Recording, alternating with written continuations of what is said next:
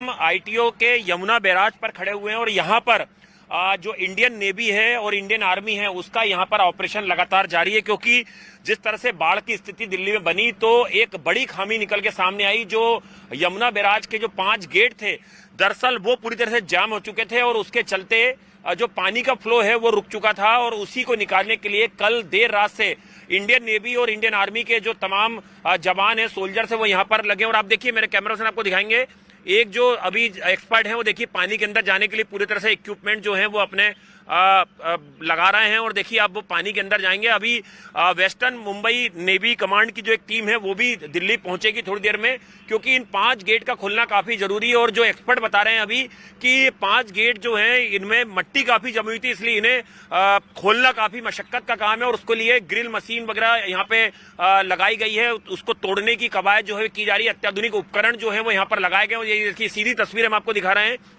Yamuna barrage के। ये देखिए एक एक्सपर्ट जो है ये पानी के अंदर अब पूरी तरह से नीचे चले गए हैं और एक पाइप जो है वो इनके शरीर में यहाँ पर लगाया गया है। तो ये तमाम कवायदें चल रही हैं। इस पर लेके दिल्ली सरकार और एलजी के बीच में तनातनी भी हुई थी, क्योंकि ये जो बैराज है 5 गेट हैं ये हरियाणा सरकार के अंतर्गत आते हैं और इसमें अब इंडियन नेवी और इंडियन आर्मी की मदद यहाँ पर ली जा रही है। हालांकि जानकारी ये मिल रही है कि एक गेट को कल रात खोल दिया गया था, लेकिन 4 गेट जो हैं उन्हें अभी भी खोलने के लिए लगातार जो मशक्कत है वो तमाम बिल्कुल आनंद लौटेंगे आपके पास। अलग अलग जगहों की तस्वीर अपने दर्शकों को दिखा रहे हैं कि हालात किस तरीके के बने हुए। अब आपको सीधे लिए चलते हैं आईटीओ, जहां पर मेरे सहयोगी मानव यादव मेरे साथ मौजूद है। मानव, आईटीओ से क्या तस्वीर है? क्या पानी थोड़ा सा कम हुआ है आईटीओ पर? देखिए आनंद, आपको तस्वीरें दिखा रहे थे कि यमुना के आसपास अगर वो यमुना के जो गेट्स खुल जाएंगे तो पानी आगे निकल जाएगा, यमुना का बहाव तेज हो जाएगा। लेकिन जो पानी सड़कों पर जमा है वो कैसे निकलेगा, क्योंकि ये वो इलाका है, सबसे व्यस्ततम चौराया है आईटीओ दिल्ली का। और यहाँ पर हालात देखिए, फिलहाल आईटीओ मार्ग को खोल दिया गया। मैं दर्शकों की जानकारी के लिए बता रहा हूँ कि फिलहाल आईटीओ मार्ग को खोल दिया गया। अगर आप यूपी की तरफ से, नोएडा की तरफ से आ रहे हैं तो आप इस रास्ते का इस्तेमाल कर सकते हैं, लेकिन पानी बहुत ज्यादा है, आपको सावधानी से आगे बढ़ना होगा। लेकिन अगर आप दिल्ली की तरफ से लक्ष्मी नगर जा रहे हैं विकास मार्ग होते हुए, तो दूसरी तरफ की लाइन अभी बंद है। भैरव मार्ग खोल दिया गया है। इसके अलावा आईएसबीटी का जो हिस्सा है वो यहाँ पर खोल दिया गया है। लेकिन मैं उस पानी की बात कर रहा हूँ जो अब यहाँ पर भरा हुआ है, इसकी निकासी नहीं हो रही। और क्योंकि आज शनिवार है तो लोगों को कम दिक्कत हो रही है। अब मैं आपको कुछ ऐसी तस्वीरें दिखाता हूं जो आने वाले दिनों में दिल्ली सरकार की, एमसीडी की, पीडब्ल्यूडी विभाग की तमाम एक तरीके से मुश्किलें बढ़ाने वाली है। क्योंकि देखिए ये वो हिस्सा है जहां पर इनकम टैक्स का दफ्तर है, जहां पर दिल्ली सरकार के तमाम दफ्तर हैं, और ये पूरा आईपी एक्सटेंशन का इलाका, नीचे का हिस्सा पूरा लबालब पानी से भरा हुआ है। तमाम जो सरकारी दफ्तर है वो पूरी तरीके से पानी में यहाँ पर डूबे हुए हैं और ये पानी यहाँ से निकलने का नाम नहीं ले रहा। ऐसे में आने वाले दिनों में ये समस्या हो सकती है कि अगर ये पानी नहीं। बिल्कुल मानव, हम देख पा रहे हैं सुबह से आईटीओ के आसपास की स्थिति किस तरीके से बनी हुई है। जहां तक नजर जाएगी वहां तक सिर्फ पानी ही पानी नजर आ रहा है। गाड़ियां वहां पर फंसी हुई है, कब तक मदद पहुंचेगी ये बड़ा सवाल है। लेकिन नीरज भी हमारे सहयोगी नोएडा में बने हुए हैं और नीरज सुबह से तस्वीरें दिखा रहे हैं। नीरज, कोई स्थिति में थोड़ा बदलाव आया है सुबह से अब तक कि वैसी की वैसी स्थिति है?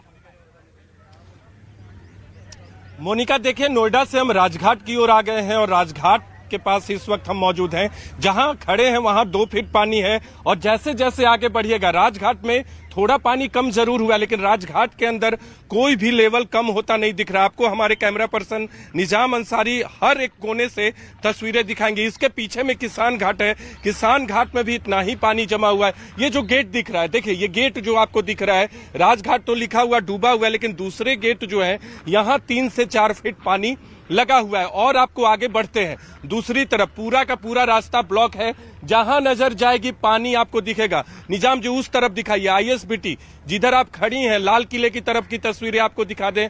जहां तक नजर जाएगी वहां तक पानी अभी भी दिख रहा है। थोड़ा सा लेवल कम हुआ है जैसे जैसे यमुना का पानी कम हो रहा है। लेकिन कैमरा पर्सन निजाम आपको एक बार फिर, निजाम जी इधर की तस्वीरें दोबारा से दिखाइए। ये देख सकते हैं यहाँ लिखा हुआ है आपको राजघाट, जो कि बापू की समाधि है, वो भी इस वक्त पूरी तरह से बारिश में यानी बाढ़ के पानी में डूबी हुई है। समाधि स्थल जो है वो भी पूरा का पूरा डूबा हुआ है। नीरज, कई देखिए, इमारत यही हम कह रहे हैं कि थोड़ी सी राहत जरूर मिली है, लेकिन अभी स्थिति वैसी की वैसी बनी हुई है। अगर ये पानी जो है इसी तरीके से यहाँ पर खड़ा रहा तो कितनी बीमारियां लेकर आएगा, ये अपने आप में बहुत बड़ा सवाल है।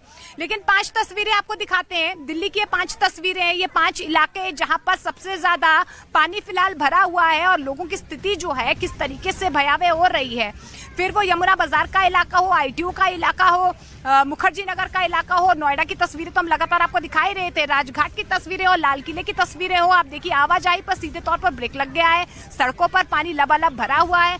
लोग इसी तरीके से इसी पानी के बीचों बीच, अगर उनको दूसरी तरफ जाना है तो इसी पानी के बीचों बीच जाना होगा। वहाँ दूर तक देखिए आप, दूर तक जहां तक आपकी नजर जाएगी, लोग देखिए कितने फीट गहरे पानी में जा रहे हैं। हालांकि देखिए लोगों को रेस्क्यू जरूर किया जा रहा है, एम्बुलेंसेज यहाँ पर पहुंची हुई हैं, कुछ मददगार लोग यहाँ पर पहुंचे हुए हैं, लेकिन स्थिति जो है इसी तरीके से ये जो 5 तस्वीरें हम आपको दिल्ली की दिखाने की कोशिश कर रहे हैं, यही वो तस्वीरें, यही वो सच्चाई है कि दिल्ली देखिए किस तरीके से पानी में डूबी हुई है। लगातार जनता सवाल कर रही है कि सियासतदान कहाँ पर हैं।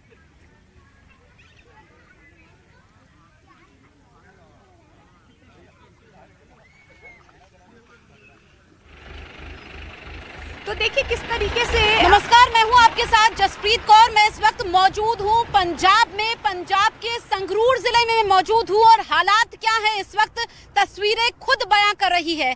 ये आप देखिए ट्रैक्टर के जरिए सामान पहुंचाया जा रहा है, जो पशुओं के लिए हरा चारा होता है वो पहुंचाया जा रहा है। संगरूर के होतपुर गांव में हूं। यहाँ पर एक गांव की ये स्थिति नहीं है, गांव गांव का यही हाल है। जहां पर मेरी मौजूदगी है ये सड़क है और अभी घुटनों तक पानी है। इस तरफ अगर हम देखेंगे तो ये खेत है जो कि पानी में डूब चुके हैं। ऐसे में 2 पहिया वाहन यहाँ से गुजर नहीं सकते हैं। आप उधर अगर दिखा पाए चंदन, वो देखिए बाइक कैसे डूबी हुई है।